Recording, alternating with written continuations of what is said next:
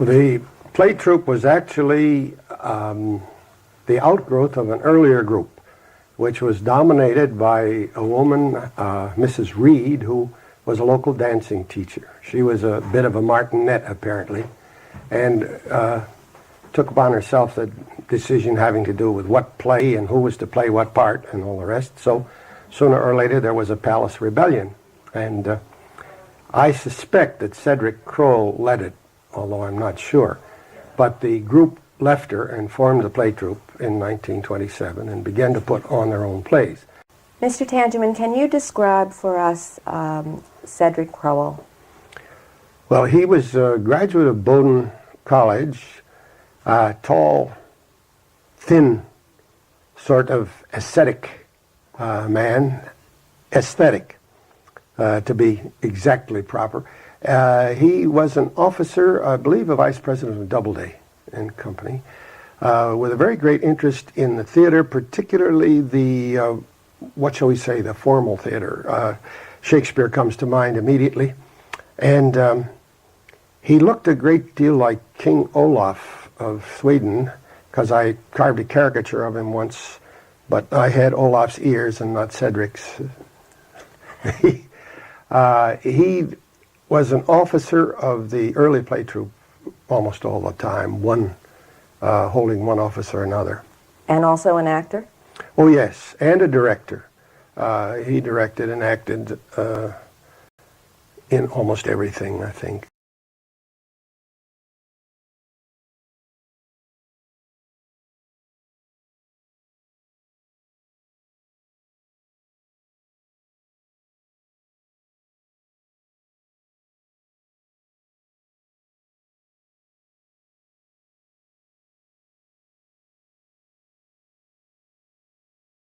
Do you know anything about membership in those days, how people were selected for membership, or how they joined? Well, and the names of the early... Well, actually, the play troupe at that particular time was not a community organization. It was more or less a private organization of friends, and you were invited to join and did so. Later on, of course, it became an open organization where members of the community were asked to join. So really it was by luck that you moved next to Paul Nicholson. Very lucky. And started this. Yes.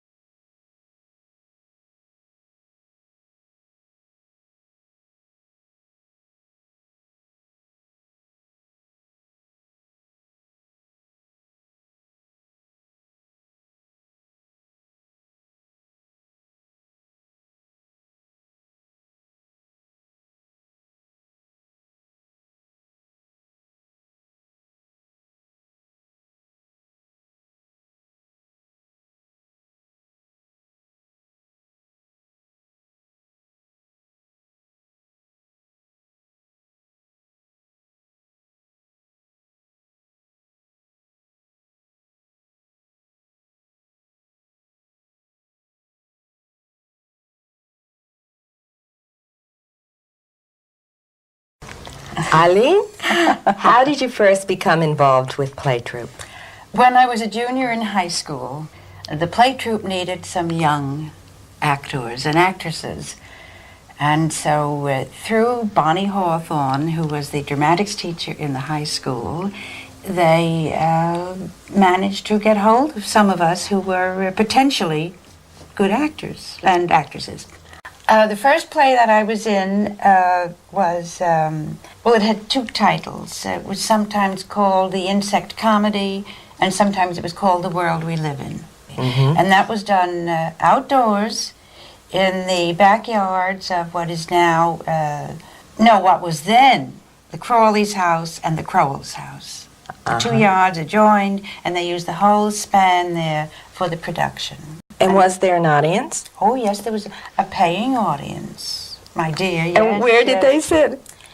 I guess they just sat around and probably had some kind of folding chairs, and maybe they brought blankets or whatever. But It was like a garden party. it was, yes, and it was an absolutely fabulous production of which I remember certain parts of it now. We even had music in it, and it was very good. Wonderful.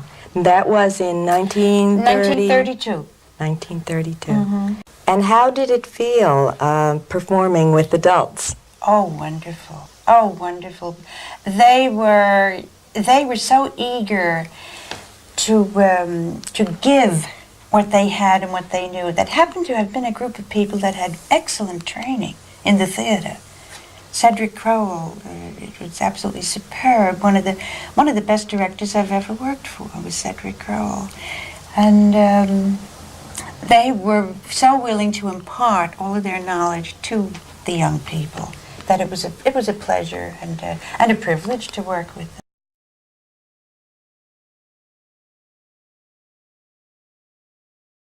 I was sort of drafted in about 1933. At that time, they had a very positive way of handling things. The group was small, and it was a social group, really, rather than a public group. So they kept the selection of the plays and the selection of the principal parts and so on to themselves. Anyone who wanted to belong had to serve an apprenticeship, and that's how I got in. Ralph Rankin, who was the husband of Connie Rankin, who was very active in the group, and I rode the Long Island Railroad together into New York and got talking about it, and he in effect drafted me to be a piano mover on the other end of a bench, and I played in the Pigeon, I believe it was called, and had a series of parts like that over a period of years. You were expected to have a series of small parts before you ever had a lead. Where were they performing in those days? In various places, depending on the play. One play was done in Kroll's backyard. This was a very modern kind of a thing. Some of them were done in various auditoriums around town, like the auditorium at St. Stephen's Episcopal Church, or occasionally in school auditoriums, but relatively rarely. There were several churches that had suitable rooms, and on occasion, plays were even done in somebody's living room, if the living room was large enough. Did they give plays for charitable purposes? Particularly at the tail end of the Depression. And there was an activity later on, and slightly after World War II. The campaign was to help the needy people in port. So we wrote and presented a little one-actor as part of, as a vaudeville addition to the movie at the Beacon Theater. And this was a way of generating funds for the campaign and giving publicity to it.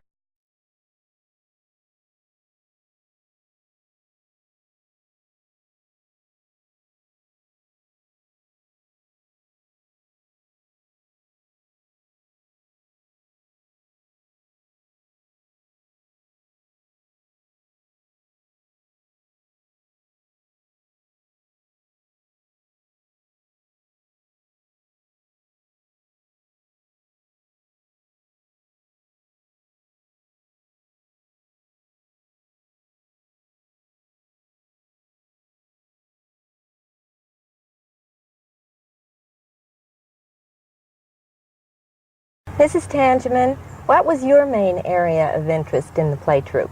Costumes, what else? I was, shall we say, an actress in 2 shows early in my membership, but that was not my forte. I knew I was no actress, and my husband corroborated that. But costumes were something else. I enjoyed it, and I liked to sew, and so that's where I fitted in best.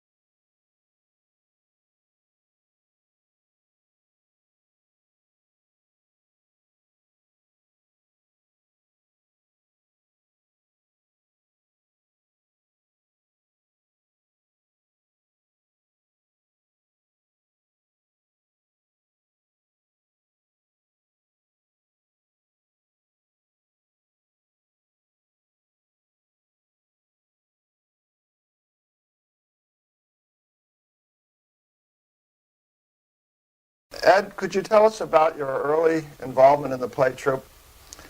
Well, when I moved to Port Washington, I was very fortunate to move in the house next to Paul Nicholson, who was one of the prime movers in the play troupe. And he discovered that theater was one of my main interests. So he asked me and Ursula, my wife, if we would like to join the play troupe. And it so happened that they were having a casting meeting down at the home of Connie Rankin. And I found out that there was a very interesting group of people, and I readily accepted the invitation to join. What year was this? Do you remember? This was in 1945. Do you remember the names of the early members? The original group? Well, the group that was functioning when you were... When I joined? Well, there were the Nicholsons and the Tangemans and the Murrays, the Crowells, and the Crawleys. Now, they were all from this area? They were all from Idiot's Alley, as they called Ivy Way at that time.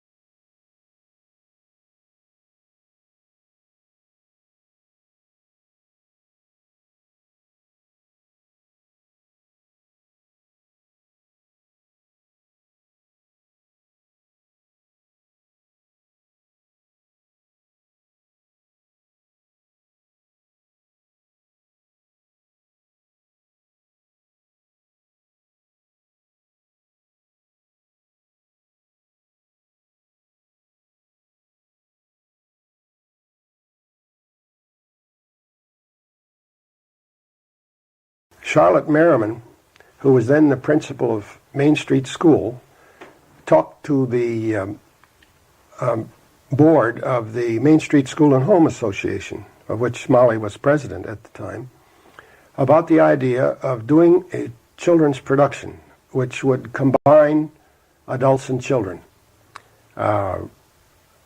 We really didn't know anything about it, but we talked with her, and she got a woman in town named Eleanor Moore, who had been an understudy for Ethel Barrymore in The Corn is Green, to direct it. And Charlotte Merriman read a number of plays and made a list. And those she thought were suitable, she checked. And Eleanor Moore took the group of plays and started to read through them and selected, believe it or not, The Reluctant Dragon. It turned out that Charlotte Merriman hadn't checked that one, but there was a fold in the paper that looked like a check. So The Reluctant Dragon was picked sort of by mistake. And Eleanor Moore agreed to direct the play, providing I would play the title role, because she said I was the only man in town she knew who was willing to make a damn fool of himself in public.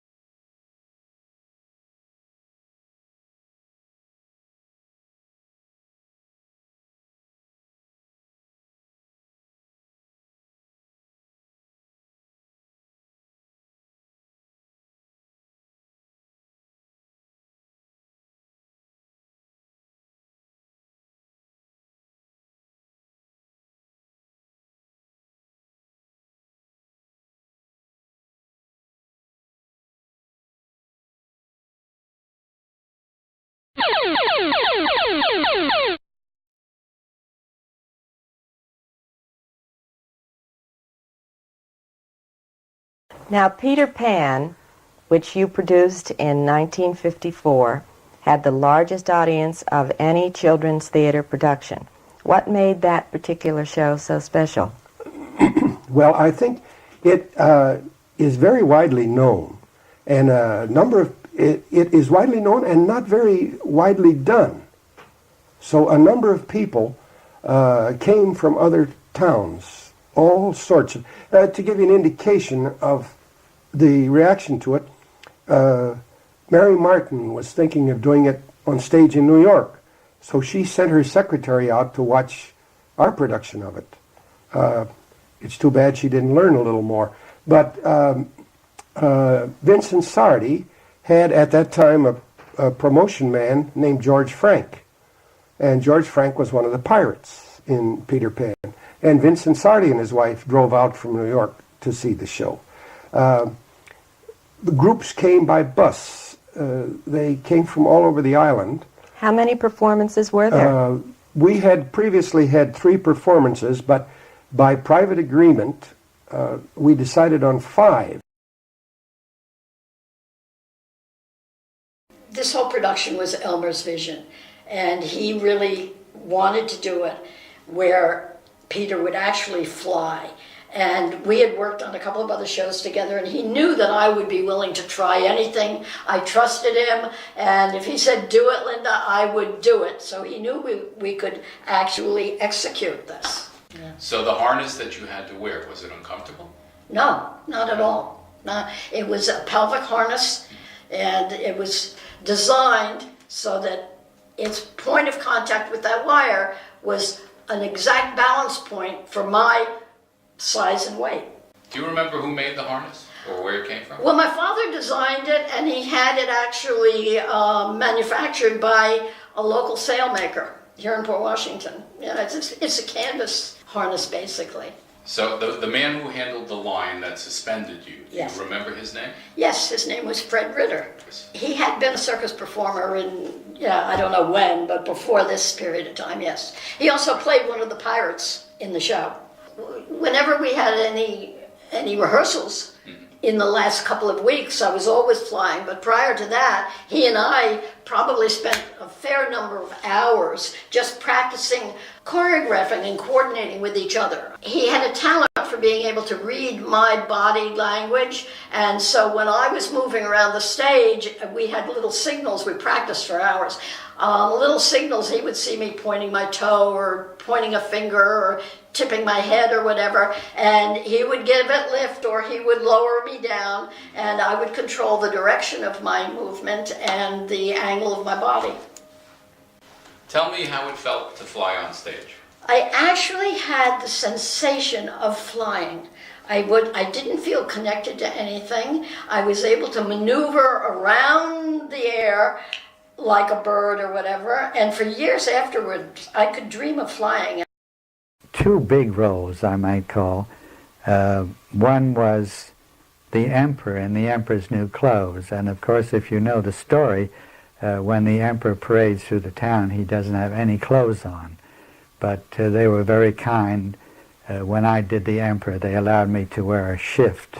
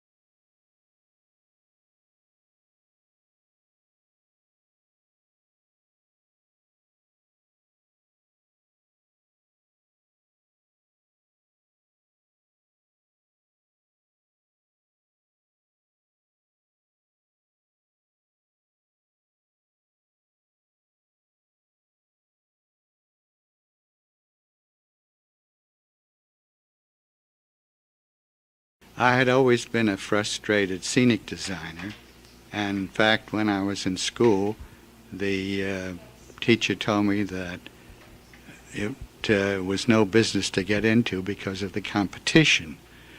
But Paul suggested that I come down and get interested in the play troupe, which I did. And over the years, that frustration has been let out, by my doing a lot of scene design for the troupe.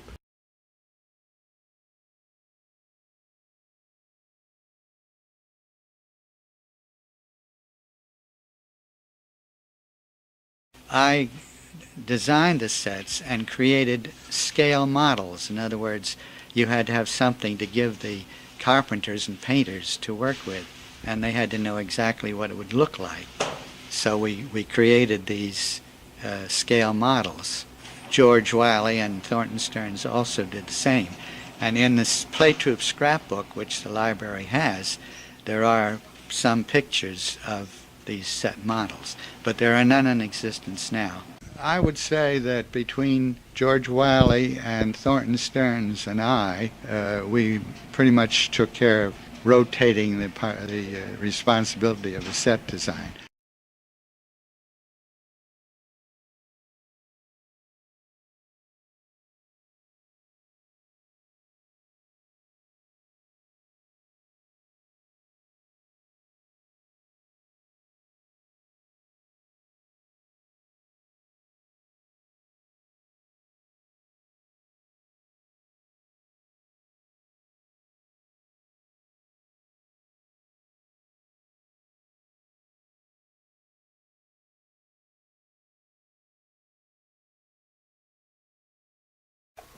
How do you get a three-dimensional effect on a flat surface? Well, of course, you can do that by painting, but what we did usually was to have the flats at different angles so you got shadows from the lighting. In fact, whenever I designed a room set, I felt that the more three-dimensional effect you could give helped the actors feel that they were actually in a multiple room place. In the happy time, the main part of the stage was the living room, into which came this staircase, and then in the back you look through this large opening into a hall, and instead of just having a couple of flats to screen the visual sights, I actually had a depth there so that you felt that there was something there. And then on the right-hand side, there was also another opening that went into the dining room, and you could actually see a different wallpaper and pieces of furniture, so that when the audience looked at that, they got the three-dimensional effect of a group of rooms rather than just a flat surface.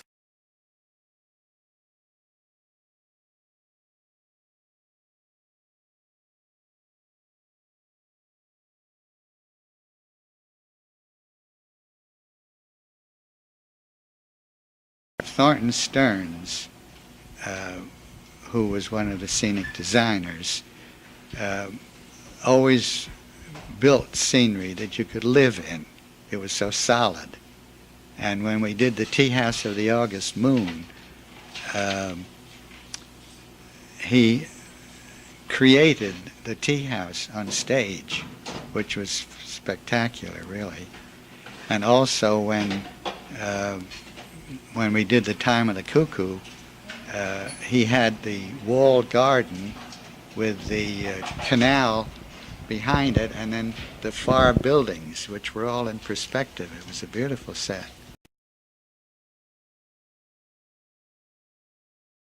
By the way, did you have professional help in any of your... Not really. When we did Kind Lady, which required a beautifully paneled 18th century room, Charles Gulbranson, who lived in town and who was the man who designed the Grand Central Concourse zodiac ceiling, he taught my wife how to paint scenery to get the proper shadows and the molding to bring them out visually. And that actually is the only professional help we ever had. In all those years? In all.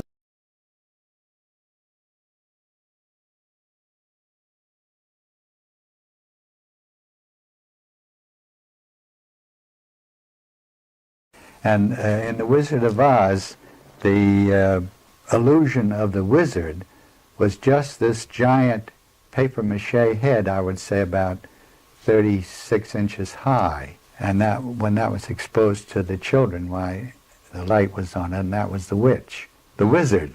We had fun with that because at that same time we went up, several of us went up to the New York State Little Theater Convention in Cornell up in Ithaca, and we took up this wizard's head as an example of the type thing we did.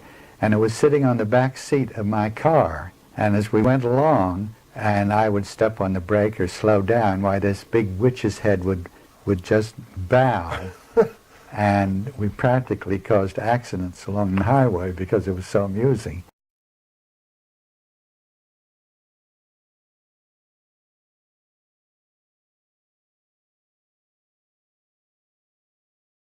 Now, Connecticut Yankee had many, many costumes and many difficulties to overcome. 78 costumes, as I remember.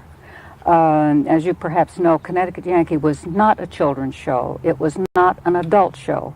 It was a combination of effort on the part of the high school music department, the high school art department, and the play troupe to produce this gargantuan show, which was like a Broadway musical.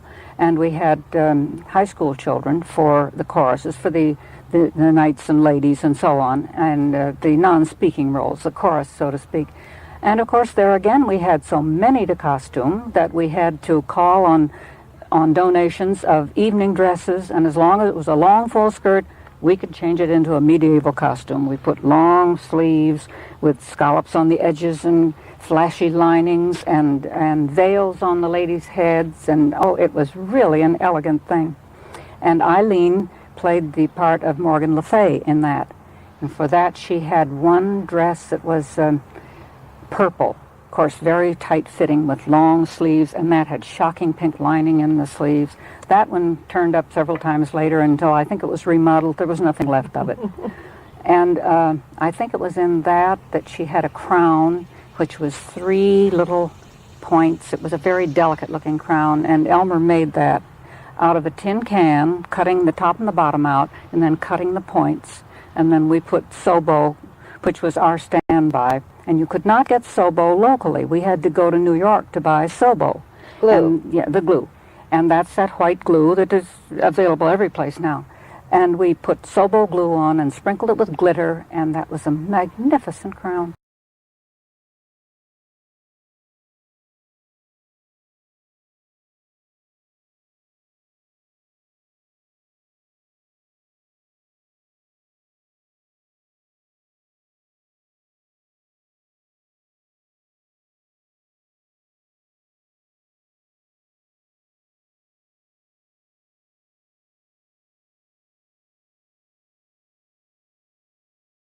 And another thing in Jack and the Beanstalk that was very effective was the giant.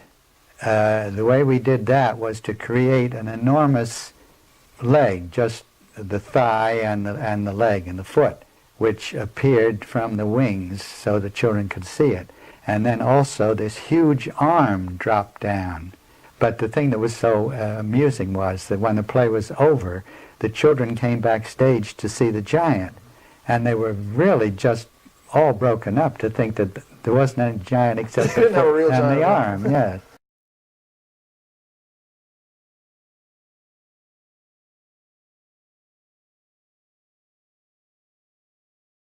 The Seagull, specifically for Eileen Hickson, who played the lead.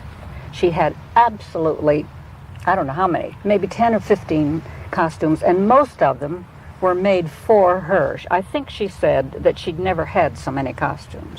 And she had other costumes, a traveling costume with a sleeveless cape bordered in fur. She had one evening dress that was coral-colored satin with big, sheer, puffy sleeves and bugle beads and all kinds of gorgeous things. That was an evening dress someone had given us, and then we rehabilitated it. And she looked simply magnificent in it. She was a pleasure to dress because she loved the costumes, and no effort was too great for her to stand for a fitting. It was that's wonderful. a great deal of fun.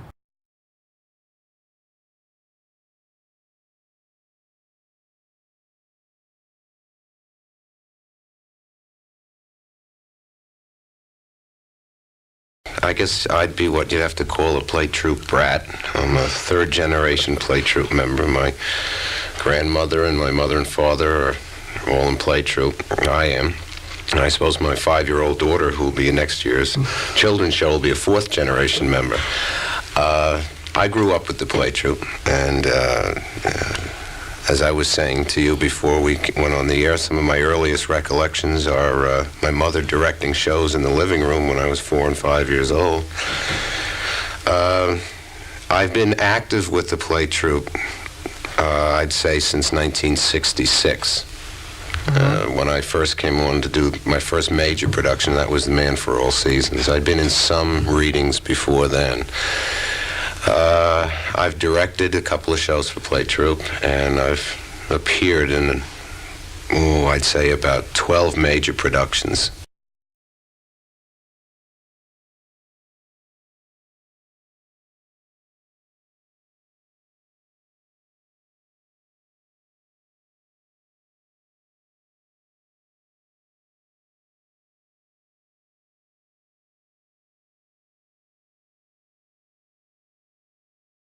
Judy? Well, I'm Jeff's other half, and he was indeed a play troupe brat. Some of my earliest memories are my father directing a children's show, and that little kid running around in the balcony, and who did he belong to? And it was Jeff Hickson. I came up through the ranks, too. My parents were members. And so when I came along, I helped on costumes a little, and I got in my father's way when he directed, and I was in children's shows. Most of the time, as I got into high school, I enjoyed the production end, too.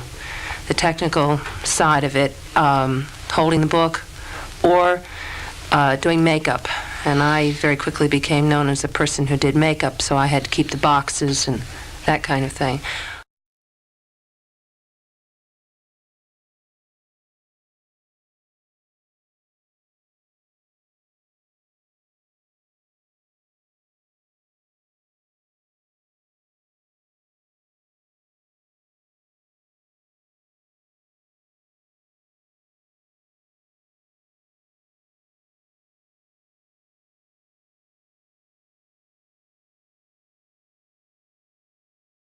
We moved to Port Washington about 4 or 5 years ago, and so we contacted Play Troupe, and we found out that at that particular time they were looking for directors. And I decided that I wanted to direct a show which I had done successfully in high school, Blithe Spirit. So my introduction to Play Troupe was in the category of debacle, since it turned out that between the time I had directed in high school and the time I directed it for Play Troupe, the play must have gone on a list of don't see this play. And we did it in a large junior high school auditorium where people coming to see the show were, their ticket entitled them not to their own seat but to their own row. At least that's what Ron Meadows always said. But they forgave me on the only if I were willing to do some stage managing and things like that. So that's how I got started. And I've directed maybe 4 or 5 shows. I've done one children's show that I've directed, and I stage managed the Pam Summer Show.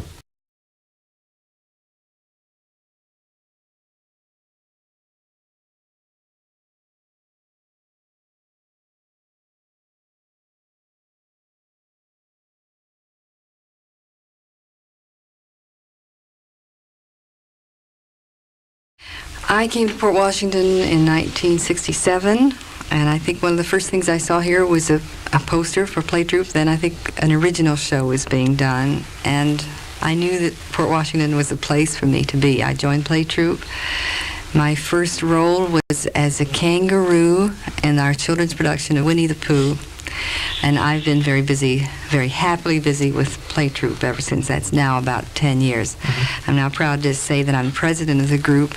It's a unique distinction because we just had our 50th golden anniversary celebration, and since I have belonged to community theaters on the West Coast in San Francisco and in St. Louis and in Louisville, Kentucky, and up in Schenectady, I know a little bit about what happens to community theaters. I have never seen one that lasted more than 10 or 15 years. It is astounding. It really is. And I have yet to hear of one that has been going this long.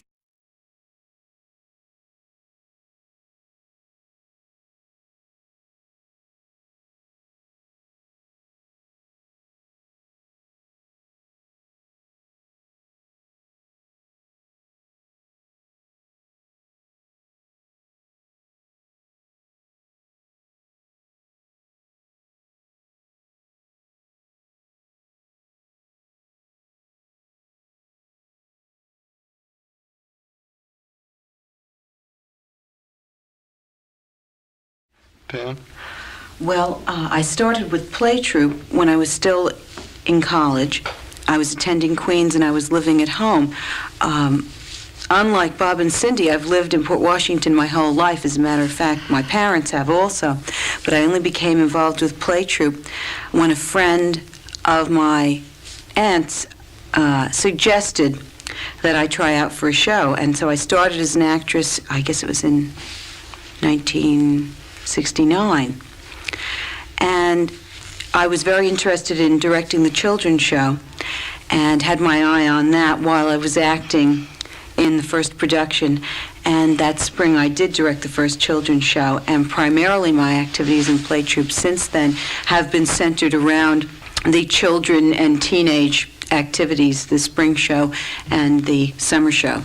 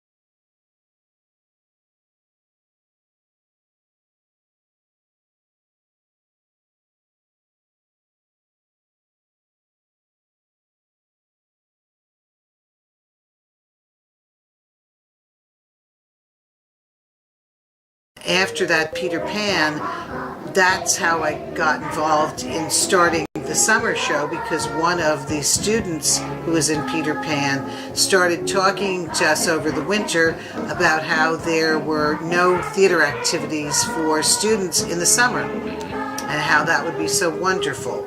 So that was Kathy O'Connor, and she's infamous for having goaded us by repeated phone calls into doing something. And this was all right after we were married. We were married in 71, did Peter Pan shortly after that, and then in 72 we started the Port Washington Teen Summer Theater. Its first year was down at the band show, and that was Anything Goes.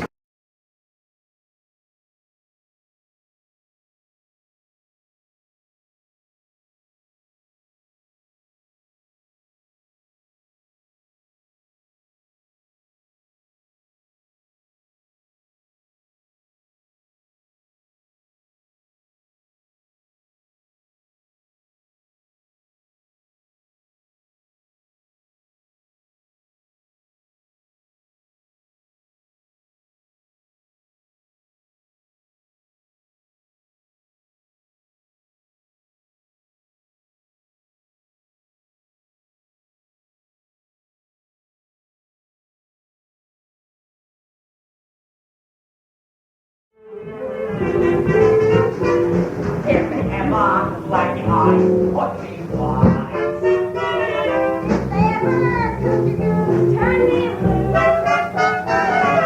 they ever put a bullet through your brain, we'll complain. That's friendship, friendship, just a perfect friendship. When other friendships have been forgiven, I still believe. Ding, ding, ding. Chug, chug, chug. La la la la la la la la la la la la la la. Remember, a man's best friend is his man's best friend is his man's best friend is his friend.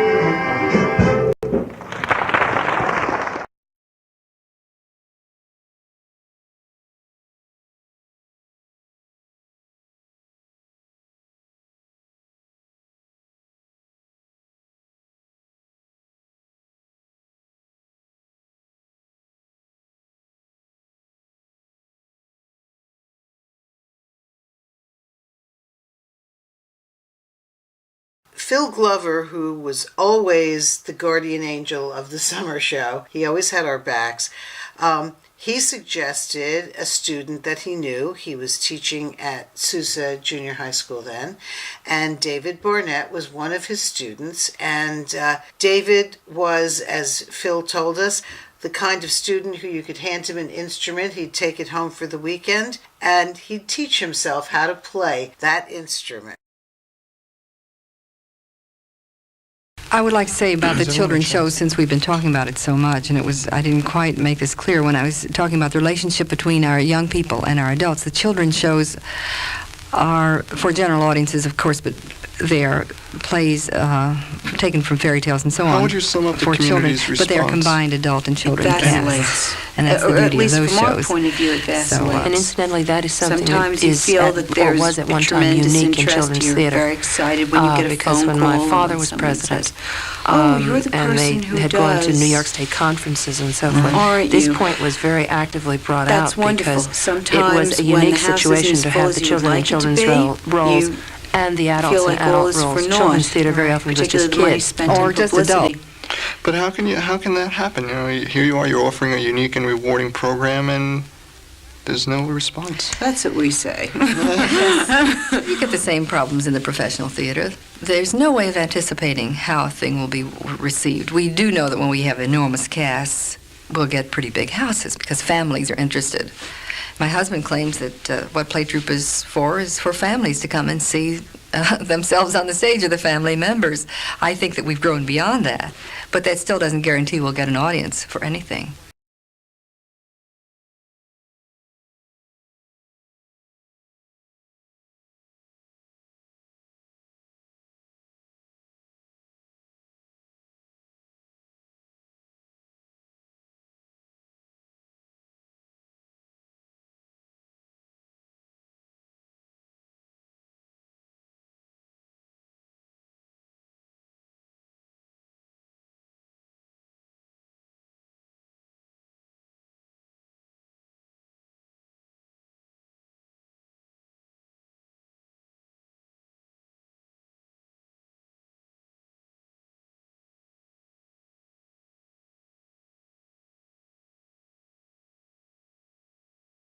We have to compete with television. Although I think what a lot of people don't realize is that television isn't any competition. There is something about a live performance. It's really very magical. And not to get back so much to the children's things again, but I do find in children's productions, you can get away with sight gags. Well, Bob was Malvolio the Magnificent, the evil gypsy, several years ago in a production of Pinocchio. And we very simply wanted him to disappear from behind his cape. And we didn't look in any big magician's book. We safety pinned the curtain at a certain point, and he very deftly went underneath the curtain from behind this huge cape. And you really couldn't, it looked like he disappeared. Now, in a cartoon, or on television where children know there are special effects. Oh, yes. They expect so much. I mean, the bionic man has to jump on top of the bionic dog. It has to be so thrilling, so unusual to satisfy them, whereas they accept it. I didn't really disappear?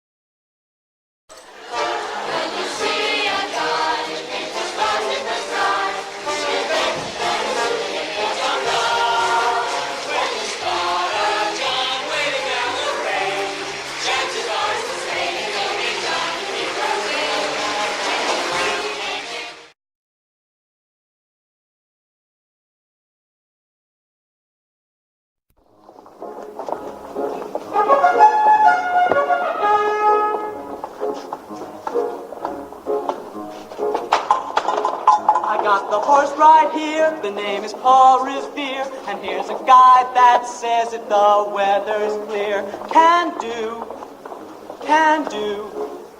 This guy says the horse can do. If he says the horse can do, can do, can do. I'm taking Valentine, 'cause on the morning line, the sky has got him figured at 5 to 9. But look, epitaph, he wins it by a half, according to this here in the Telegraph. For a beer off fight, I hear his foot.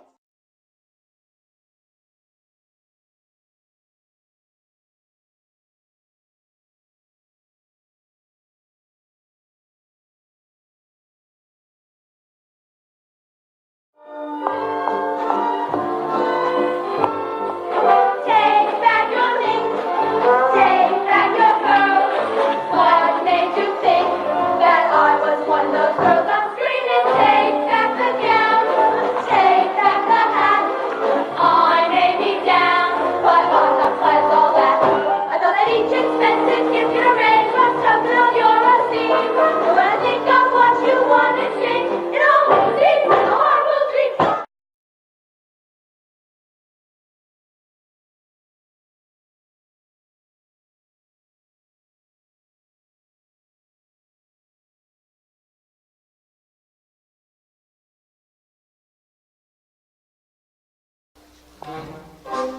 Why not? Why not what? Marry the man today. Trouble though he may be, much as he loves to play, crazy and wild and free. Marry the man today, rather than sigh and sorrow. Marry the man today and change his ways tomorrow. Marry the man today. Maybe he's leaving town. Don't let him get away. Hurry and track him down. But marry the man today. Give him the girlish laughter. Give him your hand today and save the fist for after.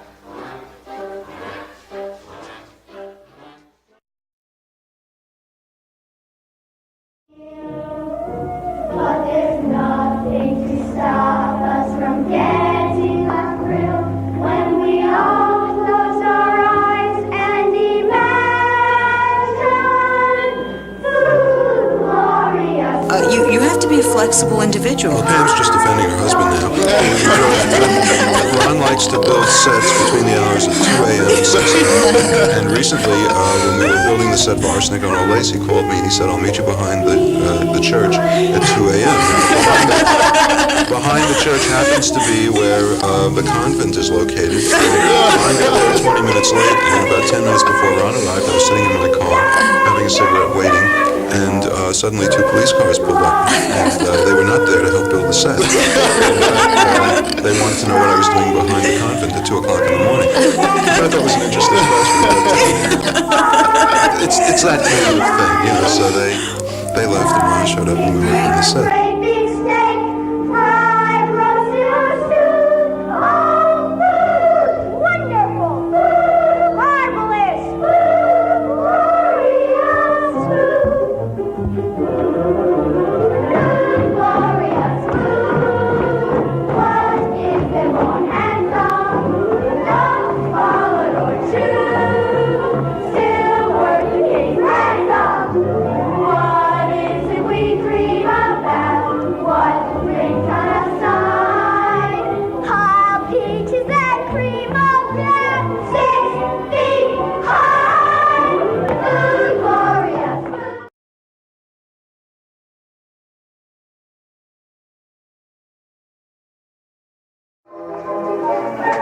Would you rob a shop? Anything, Would your wristband drop? anything, Though your eyes go pop anything. when you come down plop?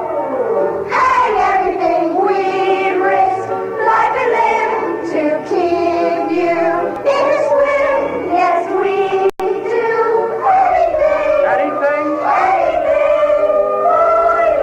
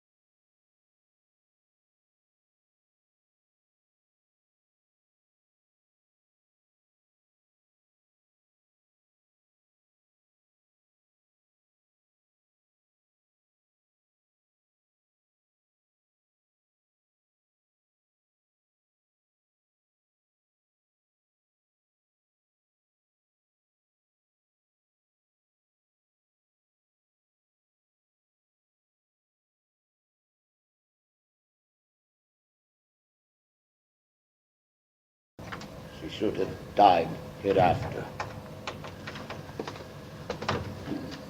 There would have been a time for such a word. Tomorrow, and tomorrow, and tomorrow. Creeps in this petty pace from day to day to the last syllable of recorded time. And all our yesterdays have lighted fools the way to dusty death. Out, brief candle. Life's but a walking shadow. A poor player who struts and frets his hour upon the stage, that is heard no more. It is a tale told by an idiot, full of sound and fury, signifying nothing.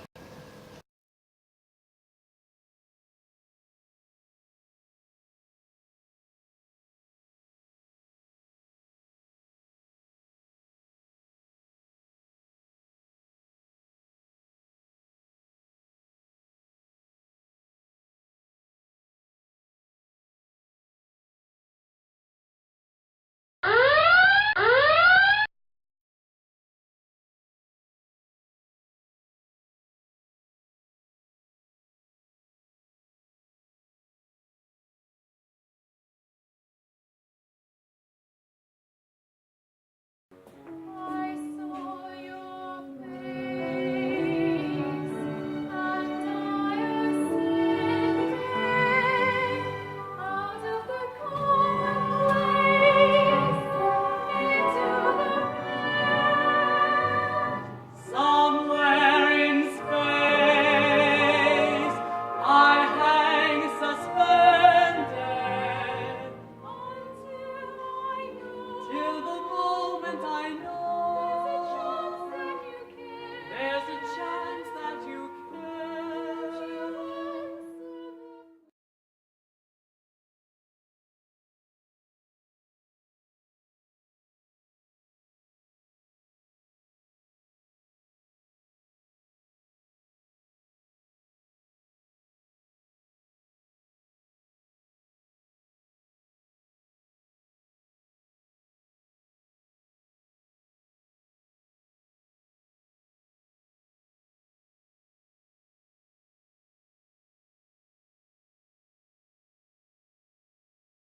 The dancing in Kismet was really, really terrific.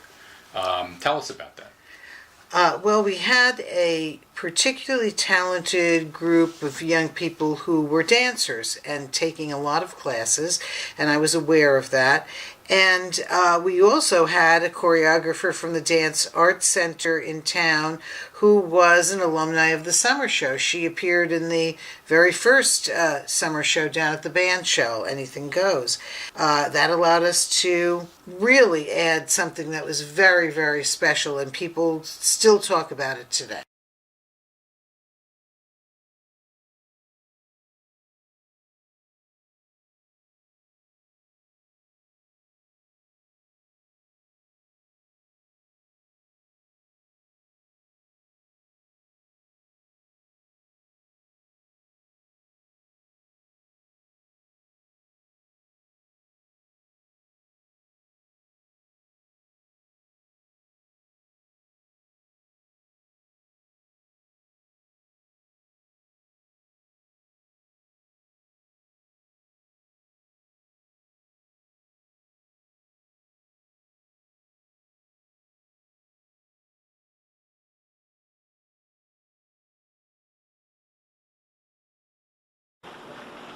Perhaps a more exotic alternative would be most pleasing to you, all highest. These next contestants for your noble heart have traveled countless days in the hope that you might pass your smile. Dainty and exquisite princesses of the Siam.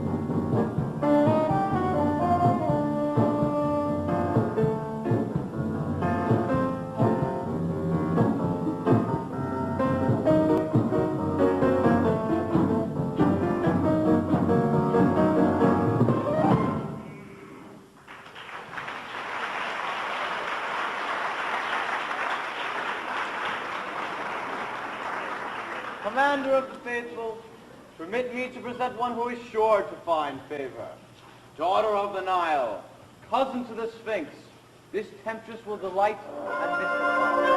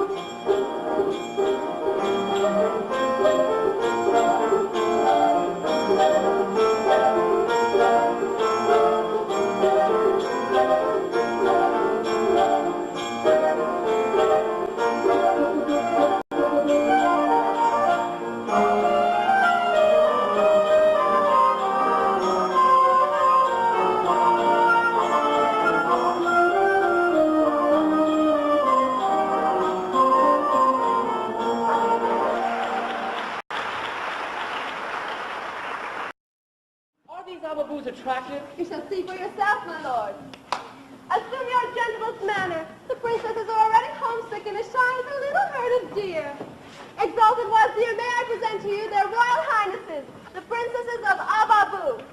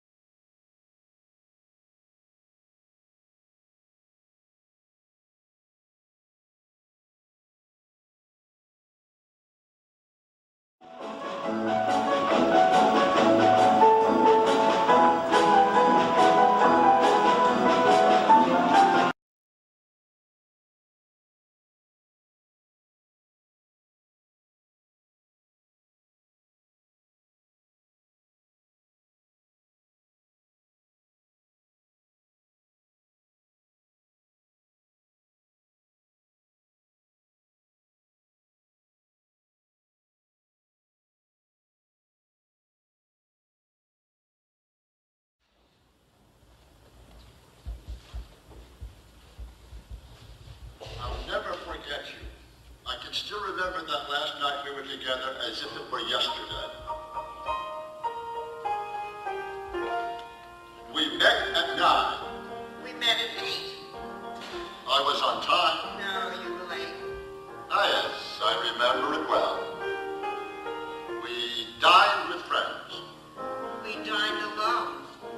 tenor sang. A baritone. Yes, I remember it well. That dazzling April moon.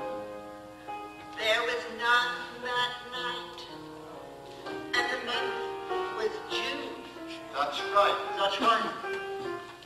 It warms my heart to know that you remember still the way you do. Ah, yes. I remember it well. How often I thought of that Friday night when we had our last rendezvous. And somehow I foolishly wondered if you might, by some chance, be thinking of it too. That carriage ride. You walked me home. You lost a glove. I lost a comb. Ah, yes. I remember it well. That brilliant sky. We had some rain. Those Russian songs. From sunny Spain. Ah, yes. I remember it well. You wore a gown of gold. I was all in blue. Am I getting old? Oh no, not you. How strong you were, how young and brave, a prince of love in every way. Ah, yes. I remember it well. I remember it well.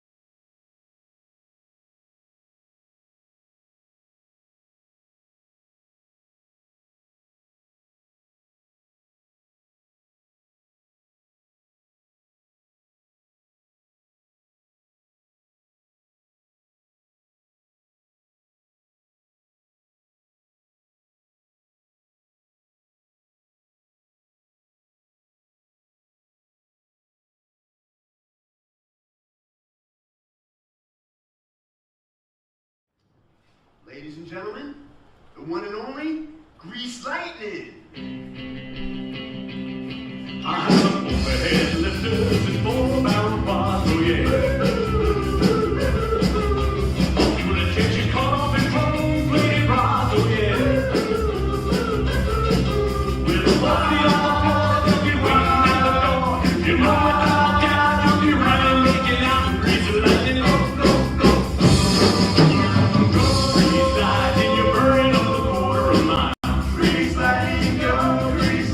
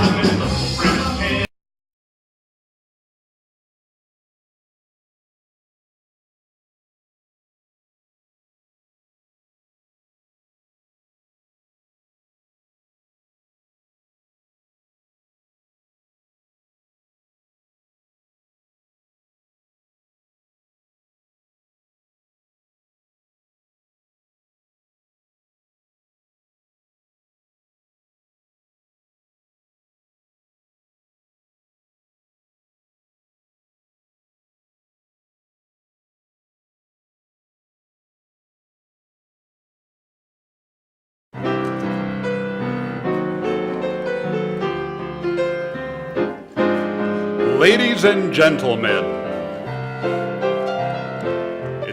it's February 8th, 1943, and the Lux Radio Theater is about to present The Maltese Falcon.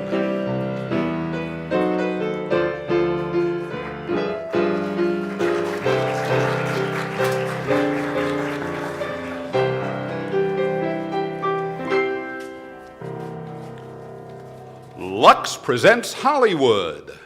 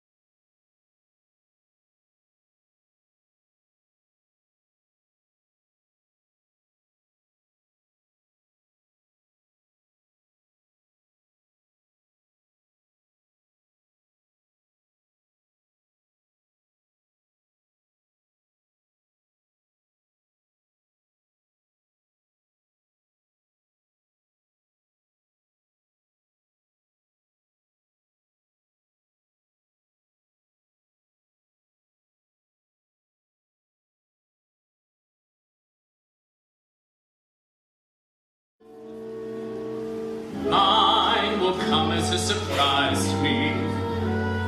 Mine I leave to chance and chemistry. Chemistry? Yeah, chemistry. Suddenly I'll know when my love comes along. I'll know then and there. I'll know at the sight of her face how I care.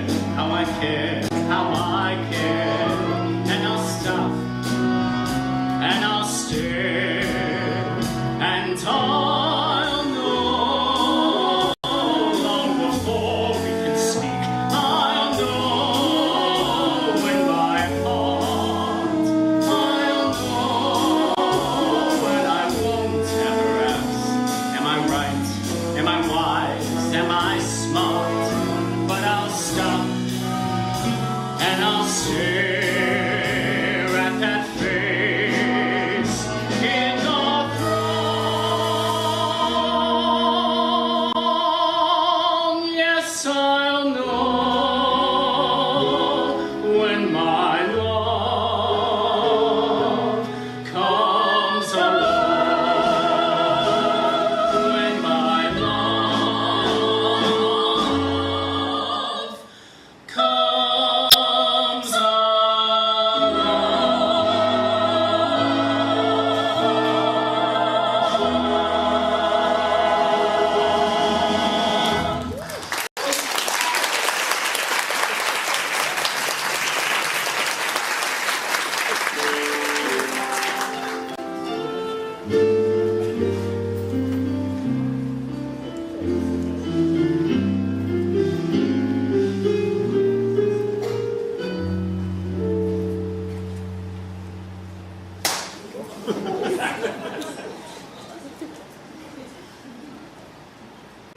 I'll stop in again in case you want to take a crack at the other cheek.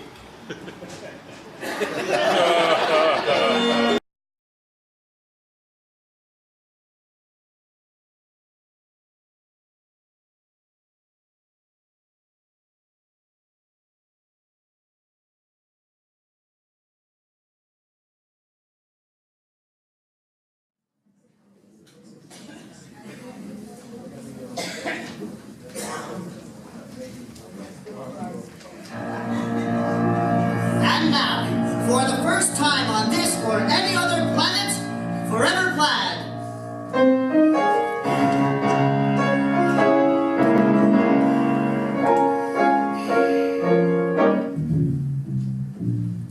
Three coins in the fountain, each one seeking happiness. Thrown by three hopeful lovers, fountain glass. 3 hearts in the fountain, each heart longing for its home. There they lie in the fountain, where somewhere in the heart of Rome. Which one will the fountain bless? Which one will the fountain bless? 3 coins in the fountain, through the ripples how they shine. Just one wish will be granted. One heart will wear a valentine. Make it mine, make it mine, make it mine. Good evening. We're Forever Plaid, and we're dead. And we never got to do this show when we were, you know, alive. And now that we're not, we're hoping to do the show that we would have done if we could have when we were, which we're not. So we didn't, and now we can. Anyway, we're here, and you're there, and I'm Sparky. I'm Smudge. Jinx. He was my stepbrother. Frankie. His real name is Francis. Anyway, that's my Uncle Chester on the bass. He's not really my uncle. My mother's just had him around the house since Dad left for Korea. Anyway, we've waited an entire lifetime to be able to stand before you tonight and ask the